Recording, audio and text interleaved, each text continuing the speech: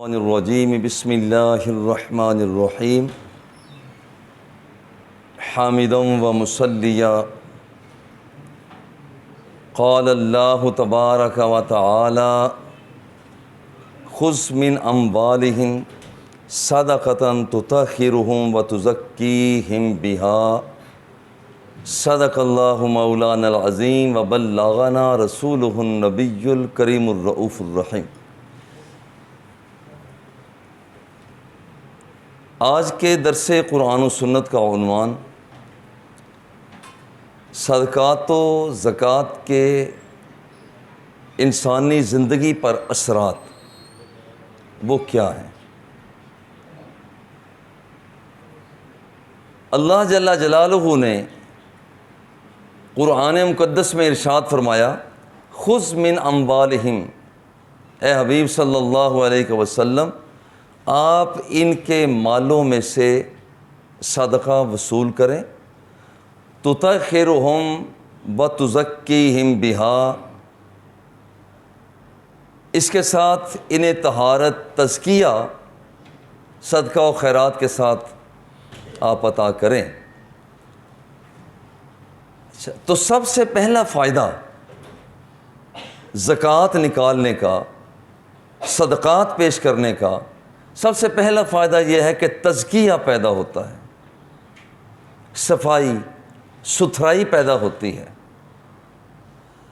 اب یہ جو صفائی ستھرائی پیدا ہوتی ہے، تزکیہ پیدا ہوتا ہے، اسی طرح سے یہ حرص کا علاج ہے۔ ہر انسان چاہتا ہے کہ میرے پاس مال ہو، دولت ہو، جائیداد ہو۔ جب وہ اللہ جل جلالہ کے حکم کے مطابق زکوٰۃ نکالتا ہے تو اس کے حرص کے اندر کمی پیدا ہوتی ہے۔ زکوٰۃ دینے کا تیسرا فائدہ یہ غرور کا علاج ہے۔ مال زیادہ ہو، بندہ متمول ہو تو اس کے اندر ایک تکبر، غرور، نخوت یہ چیز پنپتی ہے، لیکن جب وہ زکوٰۃ ادا کرتا ہے تو اس کا تعلق دنیا والوں سے ٹوٹ کر رب سے جڑ جاتا ہے، کیونکہ حکم اس کا مان رہا ہوتا ہے۔ تو یہ ایک پہلو ہوتا ہے کہ جس کے ساتھ ایک آدمی غرور کی حد سے باہر آتا ہے۔ اور چوتھا اس کا فائدہ یہ ہے کہ یہ بندہ وصف الہی سے متصف ہو جاتا ہے۔ اللہ کا وصف یہ ہے کہ وہ رزاق ہے، وہ رزق دیتا ہے۔ پتھر کے اندر اگر کیڑا ہو تو اسے بھی رزق دیتا ہے، بطن سمندر کی مچھلی کو بھی رزق دیتا ہے، آسمانوں کی بلندیوں پر اڑتے ہوئے ان علاقوں میں جاتے ہوئے پرندوں کو بھی رزق دیتا ہے۔ وہ رزق دیتا ہے، رزاق ہے۔ جب کوئی شخص زکوٰۃ نکالتا ہے تو گویا کہ یہ بھی اللہ جل جلالہ کے وصف کو اختیار کر رہا ہوتا ہے۔ تخلقوا باخلاق اللہ، جو اللہ کے اخلاق ہیں انہیں تم اختیار کرو، اور اللہ کا خلق یہ ہے کہ وہ روزی دیتا ہے۔ اور پھر اس کے ساتھ جو مزید فائدہ ہوتا ہے کہ یہ مستفوی اداؤں کا بندہ یہ عکاس بن جاتا ہے۔ حضور علیہ الصلوۃ والتسلیم بھی اللہ کی دی ہوئی عطا سے لوگوں کو تقسیم کرتے ہیں۔ انما انا قاسم واللہ یعطی، حضور علیہ الصلوۃ والتسلیم نے ارشاد فرمایا کہ اللہ جل جلالہ مجھے عطا فرماتا ہے اور میں اسے آگے تقسیم کرتا ہوں۔ جب کوئی شخص زکوٰۃ ادا کر رہا ہے، صدقہ دے رہا ہے، دوسروں تک تفویض کر رہا ہے، تو گویا کہ یہ مستفوی اداؤں کو بھی اختیار کر رہا ہوتا ہے۔ اور مزید اس کا فائدہ یہ ہوتا ہے لوگوں کا پیار سمیٹتا ہے۔ جب کوئی بندہ زکوٰۃ دینے والا کسی شخص کو زکوٰۃ دے رہا ہوتا ہے تو اس کا پیار لے رہا ہوتا ہے، اس کی دعائیں لے رہا ہوتا ہے کہ یہ شخص دوسرے کو دے کر اس کی دعاؤں کو اپنے سینے میں جمع کر رہا ہوتا ہے۔ اور ساتواں اس کا فائدہ یہ ہے کہ جو شخص مال کو ادا کرتا ہے اصل میں جو خرچ کر دیتا ہے وہی باقی ہوتا ہے۔ جو اس نے اپنے پاس رکھا ہوتا ہے یہ بندہ اس کا تو محافظ اور منشی ہوتا ہے۔ میرے پاس جو اس وقت پیسے ہیں، آپ کے پاس رقم ہے بینک میں پڑی ہوئی ہے، اس کے ہم محافظ ہیں، مگر لطف کی بات یہ ہے کہ جو راہ خدا میں ہم پیش کر دیتے ہیں وہ مال ہماری حفاظت کرتا ہے۔ بظاہر چلا گیا مگر جانے کے بعد بھی وہ دینے والے کی حفاظت کر رہا ہوتا ہے۔ اور اس کا 8واں فائدہ کہ بندے کے 2 طرح کے کمالات ہوتے ہیں، نظریاتی کمال اور عملی کمال۔ جب بندہ کہتا ہے کہ میرے اللہ میں تسلیم کرتا ہوں تو ایک ہے، تیرے فرشتے حق ہیں، کتابیں حق ہیں، نبی حق ہیں، یہ اپنے نظریے کا کمال حاصل کر رہا ہوتا ہے۔ اور جس وقت کوئی بندہ اللہ جل جلالہ کے حکموں کی اتباع کر رہا ہوتا ہے، مان رہا ہوتا ہے، وہ اپنے عملی میدان کے اندر کمال حاصل کر رہا ہوتا ہے۔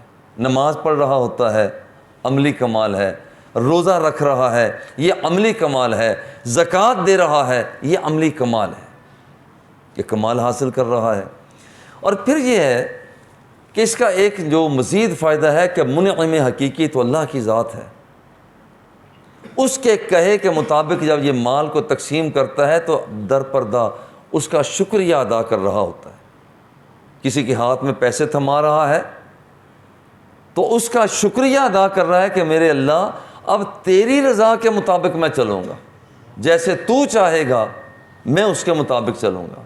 تو منعم حقیقی کی بارگاہ میں نذرانہ عقیدت کو پیش کرنا یہ اس کا مقصود ہے۔ اور پھر اس عمل کے ساتھ بیت المال مضبوط ہوتا ہے، بیت المال مضبوط ہوتا ہے، اس ملت کے بچے مضبوط ہوتے ہیں، نوجوان مضبوط ہوتے ہیں، بوڑھے مضبوط ہوتے ہیں، معیشت مضبوط ہوتی ہے، تمدن مضبوط ہوتی ہے، سیاست مضبوط ہوتی ہے، اس قوم کی فکر مضبوط ہوتی ہے جب بیت المال مضبوط ہوتا ہے۔ تو زکوٰۃ دینے سے بیت المال مضبوط ہوتا ہے۔ اور 11واں اس کا فائدہ یہ ہے کہ پھر دولت گردش کرتی ہے۔ اگر ایک آدمی کے پاس $1 ارب ہے مثال کے طور پر، اب وہ اسی کے پاس ہی رہے تو سرمایہ گردش نہیں کرتا۔ یہی وجہ جب یہ کاروبار کرتا ہے سرمایہ گردش کرتا ہے، یہ کسی کے ساتھ مزاربت کرتا ہے سرمایہ گردش کرتا ہے، کاروبار میں لگا دیتا ہے سرمایہ گردش کرتا ہے، غریبوں کو دیتا ہے، فقیروں کو دیتا ہے، یتیموں کو دیتا ہے، سرمایہ گردش کرتا ہے۔ اور جتنے ہاتھوں میں سرمایہ جاتا ہے یہ اتنے ہاتھوں میں مفادات آگے اور زیادہ بڑھتے ہیں، مجموعی فائدہ ملک و ملت قوم کو ہوا کرتا ہے۔ اسی طرح سے یہ بندہ متوازن تمدن وہ حاصل ہوتی ہے جب پیسے ایک آدمی کے پاس بہت زیادہ پیسے ہیں، دوسرے کے پاس تھوڑے سے ہیں، یہ تمدن اپ ڈاؤن ہوتی ہے، ان کا سٹیٹس بدل جاتا ہے۔ امیر غریب کو، غریب امیر کو ایک جیسی نظر سے نہیں دیکھتا، امیر غریب کو دیکھتا ہے کہ کوئی بات نہیں اسے جان چھڑاؤ، غریب جب اسے دیکھتا ہے تو کہتا ہے نہیں اس کے میں نے بدلہ لینا ہے کہ یہ پیسے اس کے پاس ہیں میرے پاس کیوں نہیں۔ اور جب کوئی آدمی زکوٰۃ نکالتا ہے تو غریبوں اور امیروں کے درمیان میں ایک ہمدردی پیدا ہوتی ہے۔ مگر اب سوال یہ پیدا ہوتا ہے کہ اتنی چیزیں ہیں جن کا ذکر کیا گیا تو یہ ملتی کیوں نہیں ہیں؟ یہ چیزیں دستیاب کیوں نہیں ہوتی؟ زکوٰۃ دی، بخل ختم کیوں نہیں ہوا؟ زکوٰۃ دی، وہاں پر تخلق کیوں بھی اخلاق اللہ کے ساتھ مرصع کیوں نہیں ہوا؟ زکوٰۃ دی، بیت المال مرصع، بیت المال کیوں نہیں آگے بڑھا؟ غریب اور امیر کے آپس میں وہ توازن پیدا کیوں نہیں ہوا؟ وجہ کیا ہے؟ وجہ صرف ایک ہے کہ اصل میں صدقہ و خیرات کا جو ایک وسیع مفہوم ہے، یہ صدقہ و خیرات دینے والا اسے بھی یہ اڈاپٹ کرتا ہی نہیں ہے۔ جب اسے اختیار نہیں کرتا تو اس کے ثمرات بھی نہیں ملتے۔ دیکھیں نماز بے حیائی سے روکتی ہے، مگر یہاں بندہ نماز پڑھتا ہے وہاں بے حیائی کرتا ہے۔ نماز کا قصور نہیں، اصل میں نماز کے وسیع مفہوم کو اس نے لیا ہی نہیں۔ نماز کا وسیع مفہوم یہ تھا کہ رب کی عبادت یوں کر جیسے تو رب کے جلووں کو دیکھ رہا ہے۔ روزہ تو رکھتا ہے، روزے کا تقاضا تو یہ ہے کہ روزے کے ساتھ روزہ رکھتا ہے لعلکم تتقون، تاکہ تم متقی بنو، مگر یہ بندے روزے کے ثمرات مرتب کیوں نہیں ہوتے؟ وجہ یہ ہے کہ یہ بھوکا پیاسا رہتا ہے، آنکھ تو اسی طرح سے گناہ کرتی رہی، زبان یوں ہی گناہ کرتے رہے، ہاتھ پاؤں اسی طرح سے گناہ کے اڈوں کی طرف جاتے رہے، وسیع مفہوم تو اس نے لیا نہیں۔ اور میاں بیت اللہ کا تو نے طواف تو کیا، مگر قرآن مقدس کے گرد تو گھوما ہی نہیں، تو حج فائدہ کیا دے؟ صفا اور مروہ کے درمیان تو نے سعی کی، دوڑا تو ہے، مگر کاروبار کے حصول کے لیے تو نے اتنی کوشش بھی نہیں کی، ملے کہاں سے تمہیں؟ بالکل اسی طرح سے صدقہ و خیرات کا وسیع مفہوم وہ یہ صرف مال میں صدقہ و خیرات نہیں، مال کے بغیر بھی صدقہ و خیرات ہے۔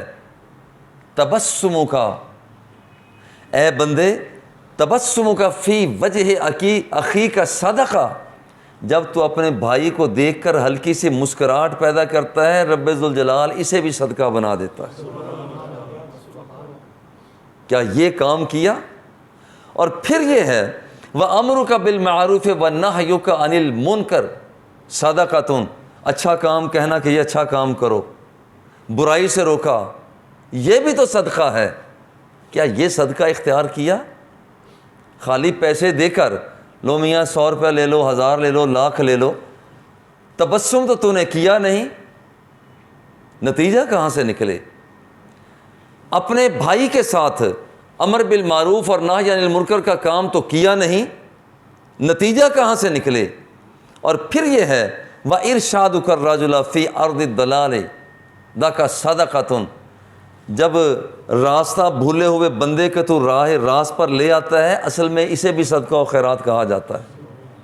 یہ صدقہ تو نے اختیار نہیں کیا، تیرا اکیلا پیسے دینا کس کام کا؟ اور پھر یہ نہیں، حدیث پاک میں آتا ہے وَبَصَرُكَ لِلرَّجُلِ رَدِّيِ الْبَصَرِ لَكَ صَدَقَةٌ، ایک آدمی نابینا ہے، تو رہنمائی کر کے اسے راستہ دے دیتا ہے، یہاں ایسے نہیں جناب ایسے جانا ہے، یہ صدقہ بن جاتا ہے۔ اکیلا تیرا پیسے دینا رنگ نہیں لائے گا۔ اور پھر یہ وَإِمَاتَتُكَ الْحَجَرَ وَالشَّوْكَةَ وَالْعَظَمَ عَنِ الطَّرِيقِ لَكَ صَدَقَةٌ، راستے سے تو نے کانٹے کو ہٹایا، راستے سے تو نے ہڈی کو ہٹایا، راستے سے تو نے لکڑی کو ہٹا دیا، رب ذوالجلال اسے بھی صدقہ و خیرات بنا دیتا ہے۔ اکیلا تیرا پیسے دینا رنگ نہیں لاتا، وہ صدقہ کا جو وسیع مفہوم ہے اسے تو نے لیا نہیں ہے۔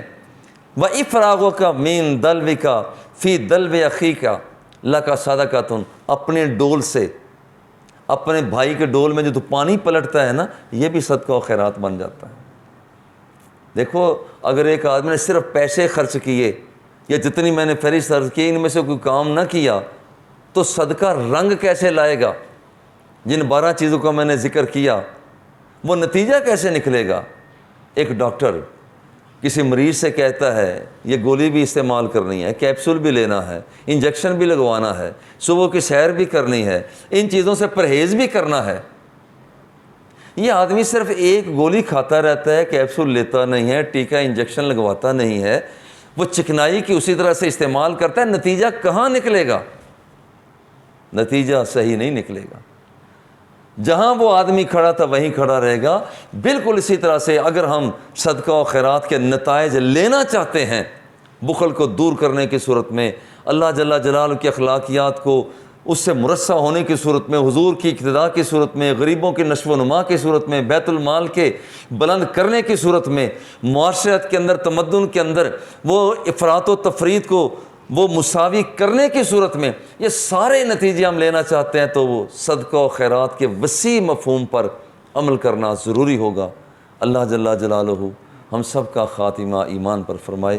وصلی اللہ تعالی علی حبیبہ و آلہ و اصحابہ اجمعین۔ مولانا صاحب زکات جڑی دینے آپ یہ دکھنا چاہیے کہ میں زکات دے رہا یا نہیں دے رہا؟ ہاں، یہ صدقات و خیرات کے دیتے ہوئے کسی کو بتانا ضروری نہیں ہے، بلکہ اس میں ایک اور مسئلہ کہ صدقہ و خیرات اگر کسی کو دیا جاتا ہے اسے یہ بتانا ضروری نہیں ہے کہ میں تمہیں صدقہ دے رہا ہوں، نمبر 1۔